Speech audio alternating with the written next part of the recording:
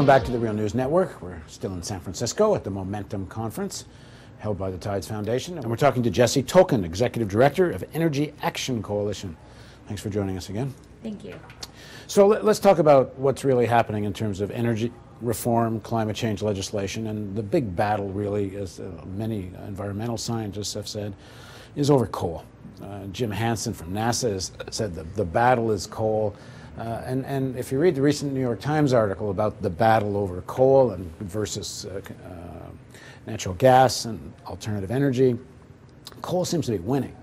And the legislation that seems to that is going to come out of Congress is actually going to enhance the role of coal in the production of electrical energy, not diminish it. So where are we at, and what are you guys going to do about it? We're in a very scary situation when it comes to coal. The science is clear that if we don't address coal head on, it's almost game over for the planet in terms of being able to address global climate change. The coal industry, yes, and President Obama has said if we can get people to the moon, we can clean coal. They say carbon capture technology is going to work, and clean coal is around the corner. That is an absolute 100% lie. And quite honestly, it's a little lonely out there, being one of the only constituencies in America that's bold enough to take the only position that actually makes sense on coal. And the only position that actually makes sense in the eyes of saving the planet from catastrophic global warming is a position where we are fighting for an energy future without coal. So that's not fighting for clean coal, that is fighting for no coal, for just transition for workers that currently work in that industry. And what we know is that we can build an energy infrastructure in this country that does not rely on coal. Okay, start with the first part. So what's the evidence that there's no clean coal and there needs to be no coal? What's the argument for that? We've already invested in this country billions of dollars in demonstration projects on clean coal that have not proven that we can actually capture the carbon from the coal. Not to mention we haven't figured out issues of storing that carbon.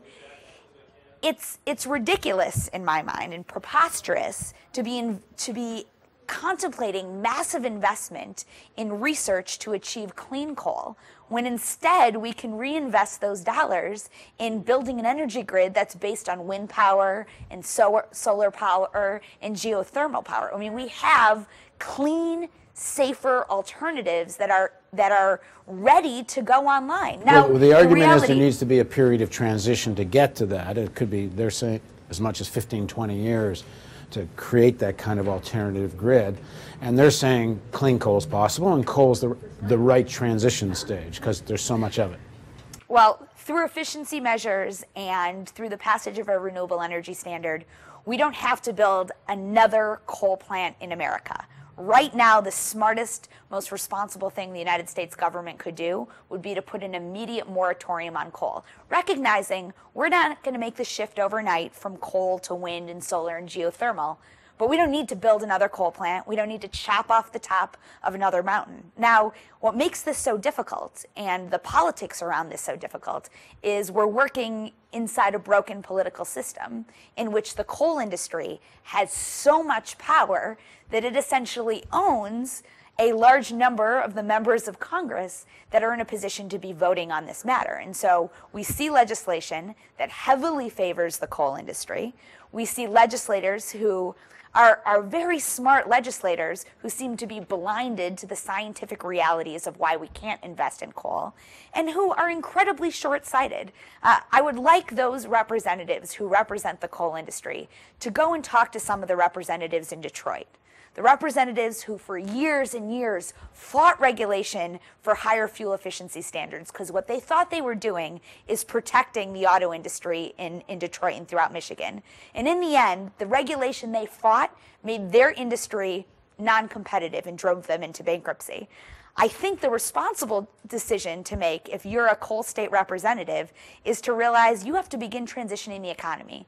And to be a true representative to coal mining families, to coal mining communities, is to think about what is the next industry that takes over in West Virginia and Pennsylvania. what is the opportunity if we build wind farms on the tops of mountains instead of chopping the top of the mountain off? We talked earlier in the first segment about interviews I'm doing here and letting President Obama off the hook. Yeah. But President Obama is saying there's going to be clean coal. And we're going to tell President Obama that we're not going to stand for that. And we did that throughout the entire election. And this is an issue where, regardless of anybody's political advice, that coal is a political issue too toxic to touch, that's not going to be our approach. We intend to hold President Obama's feet to the fire. We believe that we have an incredible EPA administrator in Lisa Jackson, who shares our commitment to the danger and threat of coal to communities across this country. And this is a non-negotiable issue for us.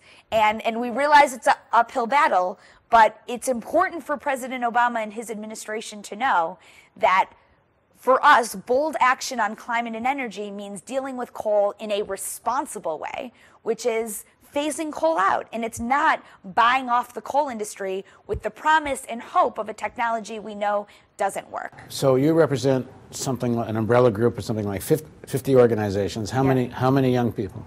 Right now, we have more than 500,000 people that are part of our movement across the country. That's likely to double in the next couple of months. We represent a constituency, the millennial generation, that will be the largest part of the voting population come the 2012 and 2016 election cycle. And this is a fact that I think is important for every member of Congress and for the president himself to take note of. We're not a constituency you can ignore. Well, what do you do in 2012 if they're on the road, they're down the road of coal, and unless something dramatic happens, they don't look like they're going to turn around.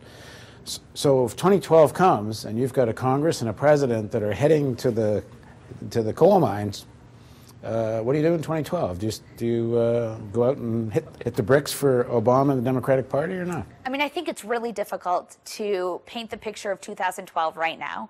We are committed and will be committed day in and day out this fall to continuing to go out and fight for an ambitious agenda that includes a policy that transitions this country to clean and renewable energy.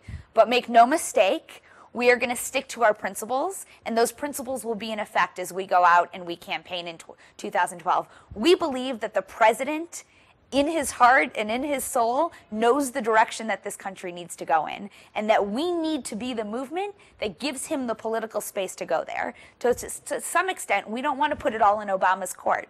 We want to provide the political pressure and provide the political space to allow Barack Obama to be the leader we know he can be. We have a campaign called Get in the Game Obama. We think he needs to get in the game a little bit more. We think he's losing, but we want him to know that we will be his cheering section.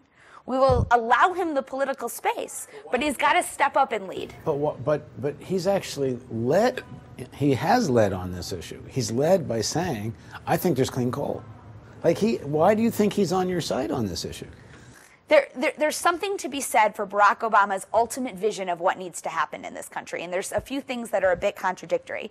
We can talk about investing in an idea of clean coal, and if it happens, if it happens, it happens. But right now, I think Barack Obama, in his heart of hearts, his support of clean coal is fairly a political type of thing. I don't actually believe, based on the vision Barack Obama has for this country, that he thinks clean coal is the answer. I think he wants to support policies that allow clean energy to be competitive. I think he wants to build a clean energy economy and create pathways out of poverty for millions of Americans.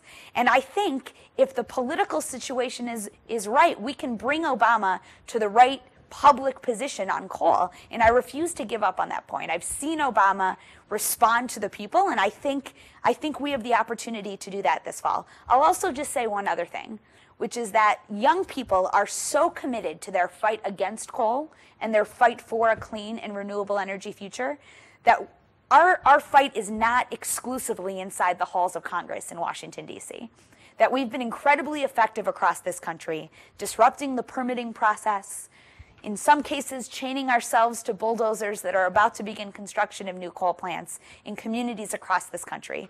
We will escalate this fight. We will be on the front lines of building a clean energy economy in communities across this country, and we will stop at no measure to ensure justice for every community in this country. Thanks for joining us. Thank you. And thank you for joining us on the Real News Network.